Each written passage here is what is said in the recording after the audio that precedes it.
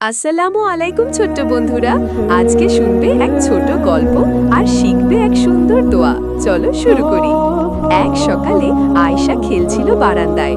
হঠাৎ একটা ছোট পাখি এসে জানালার ধারে বসলো। আয়েশা বলল, আরে পাখিটা তো ক্লান্ত, মনে হচ্ছে অনেক দূর থেকে এসেছে।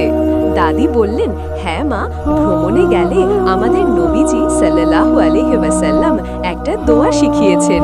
প্লিজ দাদি বলো না।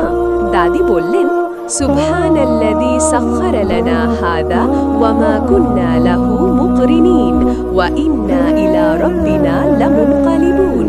সূরা যুখরুফ আয়াত 13-14। আয়েশা হেসে বলল, ওয়াও, এখন থেকে আমি এই দোয়া পড়ব ভ্রমণে গেলে। প্রিয় ছোট্ট বন্ধুরা, তোমরাও শিখে ফেলো এই দোয়াটি। এমন দোয়া ও ইসলামিক গল্প পেতে সাবস্ক্রাইব করে ফেলো তোমার প্রিয় চ্যানেল হেদায়েতের আলোক রেখা, আল্লাহর পথে চলার দীপ্ত আলো।